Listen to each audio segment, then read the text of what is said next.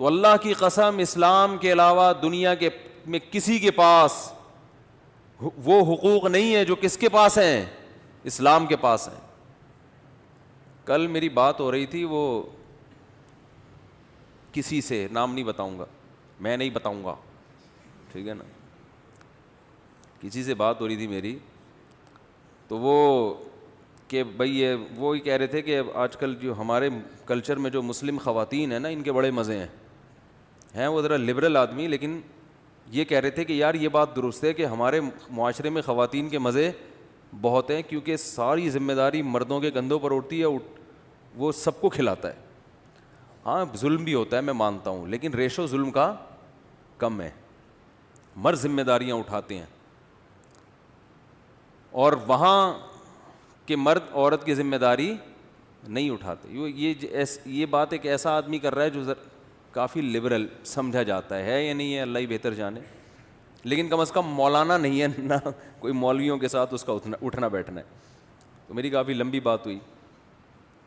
تو اس لیے یہ جو پروپیگنڈا ہے نا، اس سے کبھی متاثر نہ ہو.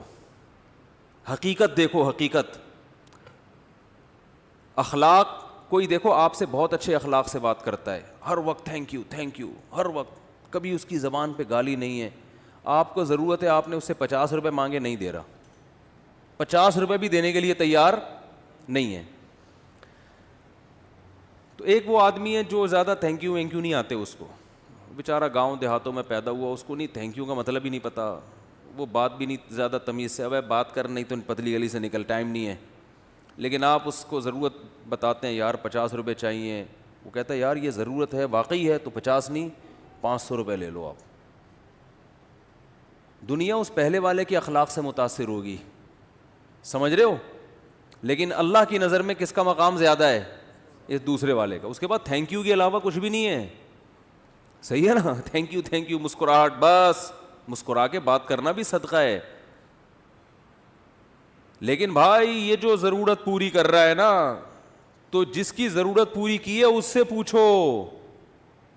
پوچھو کہ کون سا زیادہ اچھے اخلاق. وہ کہے گا یار پرانا والا صرف تھینک یو بیٹر کھا رہا تھا، دوسرا جو ہے نا اس نے تو 50 روپے مانگے اور دیے کتنے؟ 500 روپے. غریبوں کی جتنی مدد مسلمان کرتے ہیں اتنی دنیا میں کوئی قوم نہیں کرتی. مسلمانوں کی زکاتیں دیکھ لو، آپ پاگل ہو جاؤ گے جتنی زکاتیں نکلتی ہیں. صدقات و خیرات دیکھ لو، باولے ہو جاؤ گے آپ. حقیقت بتا رہا ہوں، اس کا تو کوئی حساب ہی نہیں ہے. اتنے صدقات، اور جتنے بڑے بڑے ٹرسٹ یہاں پر ہیں، ریکارڈ توڑ ٹرسٹ ہیں یہاں پہ جو مدد کر رہے ہیں دنیا کے ساتھ. جبکہ اتنی غربت، اس غربت میں تو ان کو کھانا کھلانے کی ضرورت ہے. بتاؤ دنیا میں ہمارا شمار غریب ملکوں میں ہوتا ہے کہ نہیں ہوتا؟ اور این جی اوز یہاں IMF ہمیں قرضے دیتا ہے.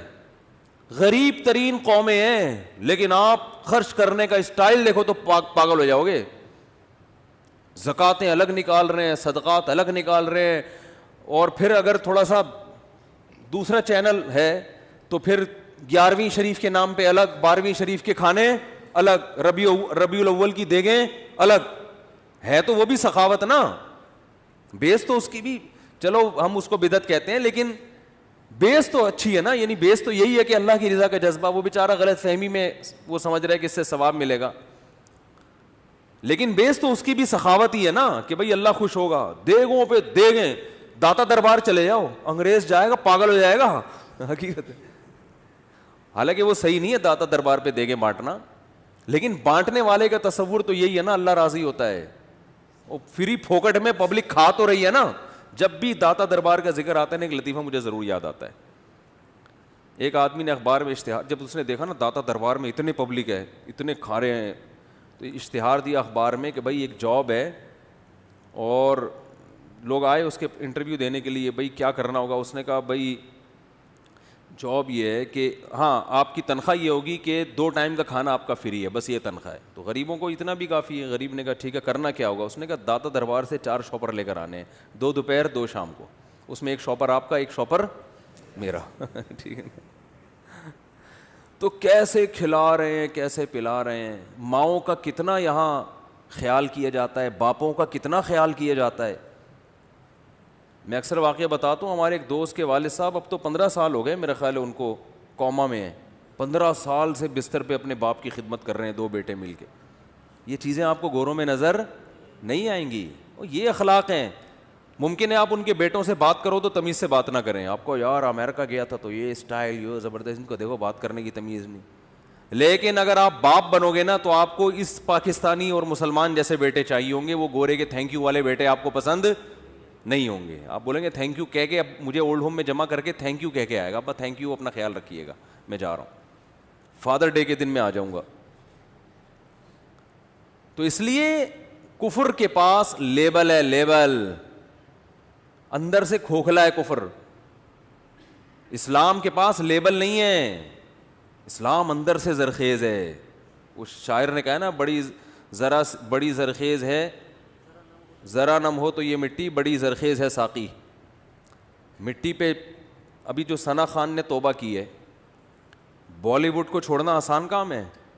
مٹی کا پتہ جب چلتا ہے کہ یہ بنجر ہے یا یہ مٹی زرخیز ہے, جب اس میں پانی ڈالو, پانی ذرا سا پڑے گا نا, جو زرخیز مٹی ہوگی ایک دم اس میں پودے اگنا شروع, اور جو زرخیز نہیں ہوگی ویسے کی ویسے ہی.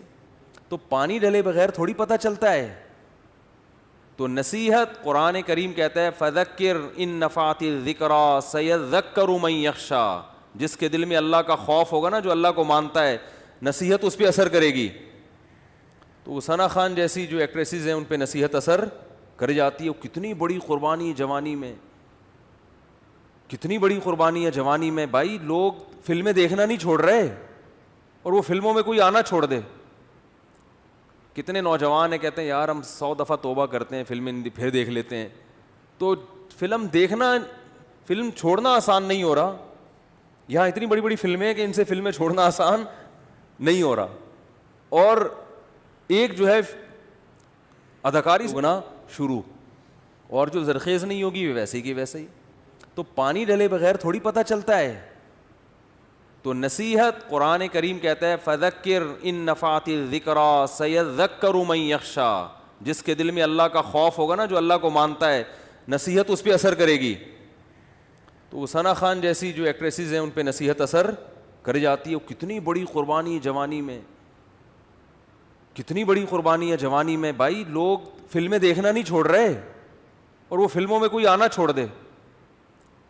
کتنے نوجوان ہیں کہتے ہیں یار ہم 100 دفعہ توبہ کرتے ہیں, فلمیں پھر دیکھ لیتے ہیں. تو فلم دیکھنا, فلم چھوڑنا آسان نہیں ہو رہا. یہاں اتنی بڑی بڑی فلمیں ہیں کہ ان سے فلمیں چھوڑنا آسان نہیں ہو رہا. اور ایک جو ہے